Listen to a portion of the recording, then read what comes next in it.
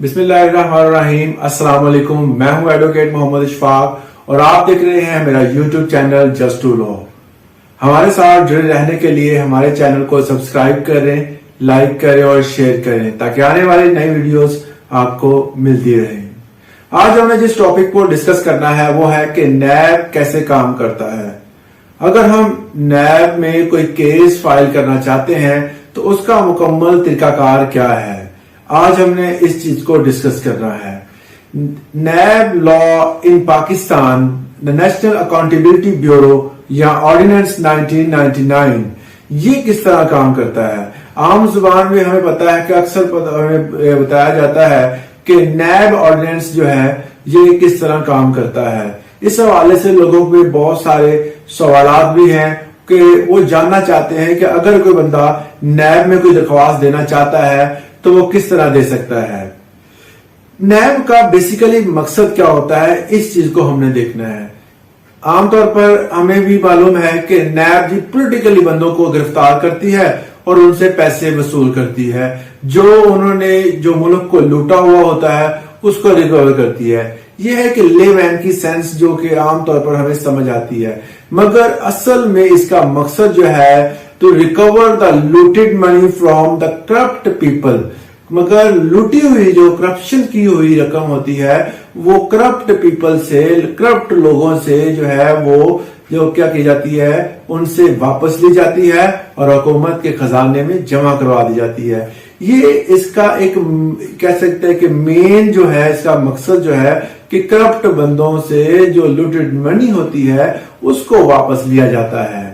अब नैब का जो पूरा स्ट्रक्चर है वो किस तरह काम करता है, हम सबसे पहले चलेंगे कि नैब का जो कोर्ट होता है उसमें जो जजेस अपॉइंट होते हैं वो किस तरह किए जाते हैं।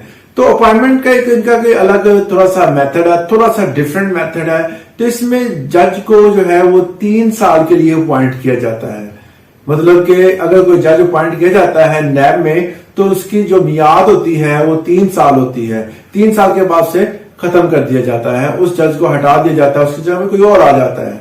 तो अपॉइंटमेंट किस लिहाज से होती है, उसकी क्वालिफिकेशन क्या होती है कि वो बंदा कम से कम सेशन जज जो होता है वो कम से कम 5 साल रह चुका हो। उस बंदे को जो है वो नैब जजेस के तौर पर उसका इंटरव्यू किया जाता है और उसको अपॉइंट किया जाता है।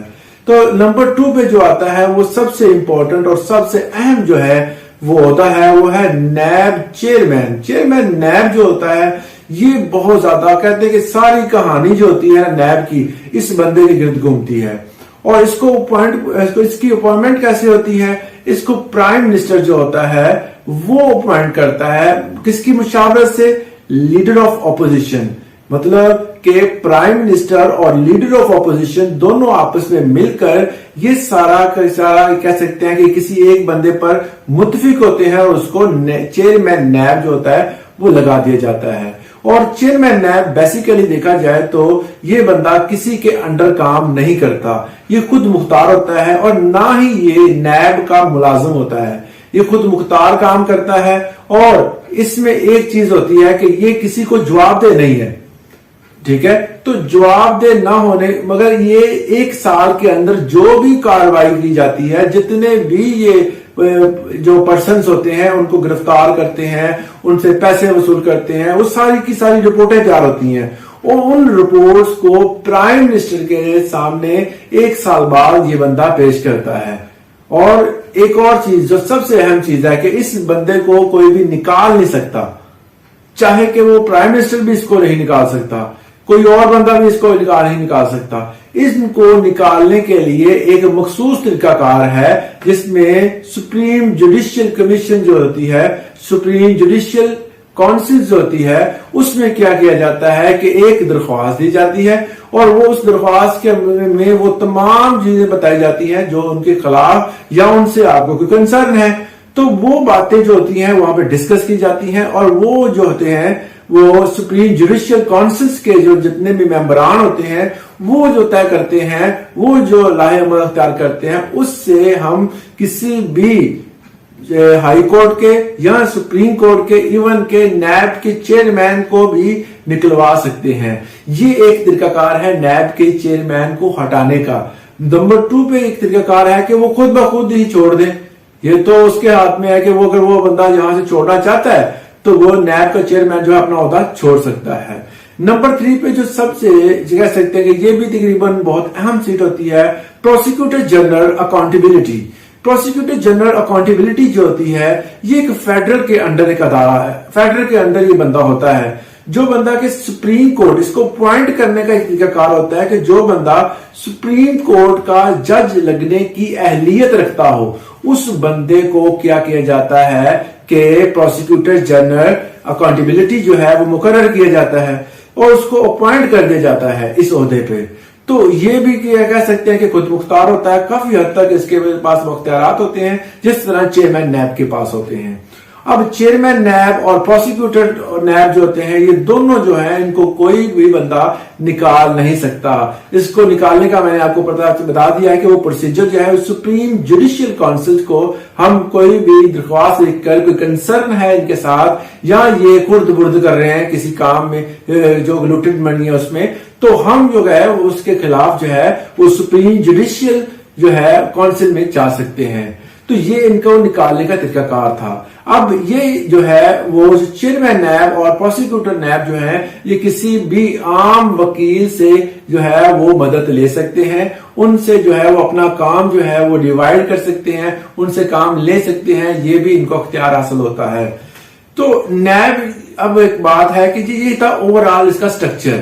अब हमने बात करनी है कि नैब हरकत में किस तरह आती है। जी नैब को किस तरह मालूम होता है। अगर कोई आम बंदा या प्राइवेट या सिविलियन पर्सन नैब को इतला देता है कि फलां बंदा जो है वो फलां कंपनी का मालिक है और वो बंदा जो है वो हुकूमत पाकिस्तान को इतना चूना लगा रहा है, मतलब कि वो जितनी भी उसमें जो रकम है वो अपनी जो मतलूबा रकम है उसका जो इनकम है वो कम शो कर रहा है और पैसे जो है जो उसने टैक्स अदा कर रहे हैं वो उतना अदा नहीं कर रहा जितनी कि उसकी इनकम है, तब नैब जो होती है वो हरकत में आती है और उस बंदे पर जो है वो तमाम कार्रवाई की जाती है।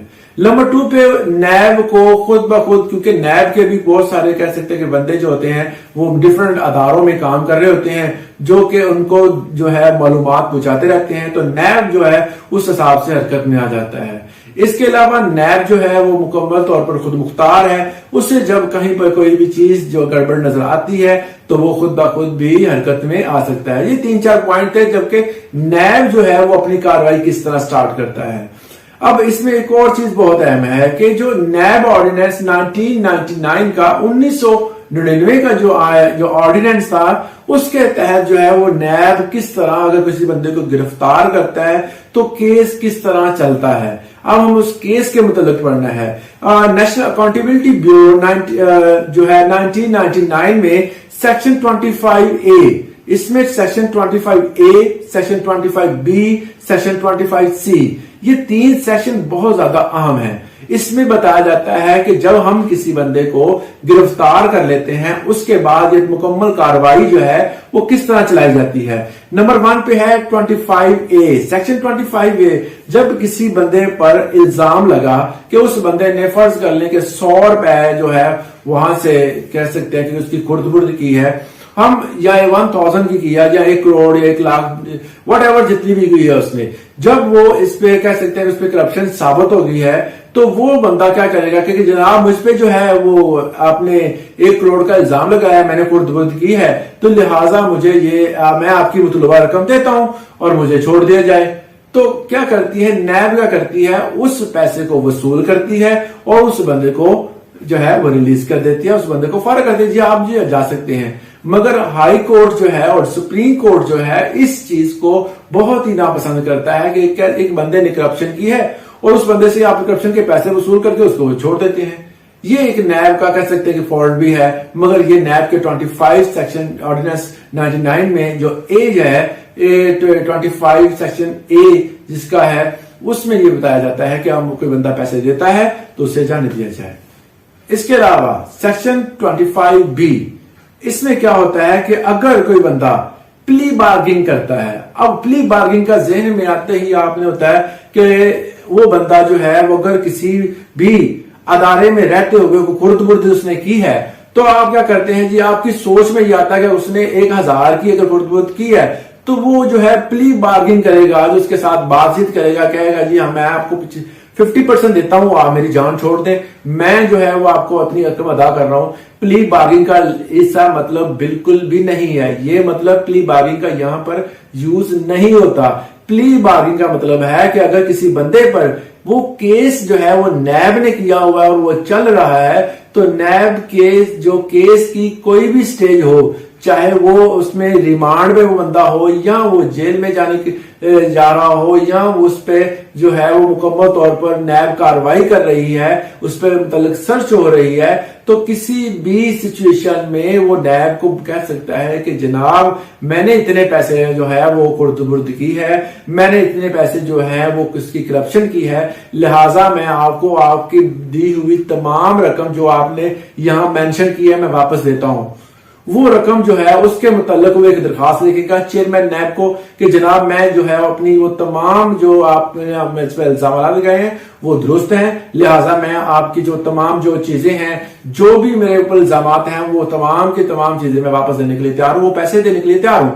تو یہ جو درخواست ہوگی یہ چیئرمین نیب کو لکھے گا، چیئرمین نیب جو ہے وہ آگے کورٹ میں پیش کرے گا، کورٹ بھی اس کو آرڈر کرے گا کہ اس بندے کو جو ہے وہ جتنی بھی یہ مطلوبہ رقم ہے یا مطلوبہ اشیاء ہیں وہ واپس لی جائیں، اس بندے سے وہ واپس لے لی جائیں گی، اور اس بندے پر سیکشن 15 کے تحت، ٹھیک ہے، آرڈیننس جو ہے اکاؤنٹیبلٹی آرڈیننس 1999 کے سیکشن 15 کے تحت اس بندے کو سزا بھی دی جائے گی۔ سزا کیا ہے؟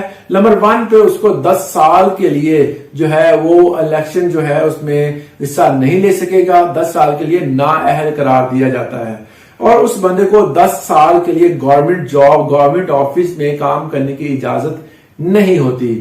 اس کے بعد جو ہے اس بندے کو 10 سال کے لیے بینک کرپٹ کر دیا جاتا ہے، وہ بندہ 10 سال کسی بھی بینک سے جو ہے وہ پیسے وصول یا کوئی کاروبار میں لین دین کے لحاظ سے وہاں جس کے بینک کے ساتھ جو ہے مشاورت نہیں کر سکے گا۔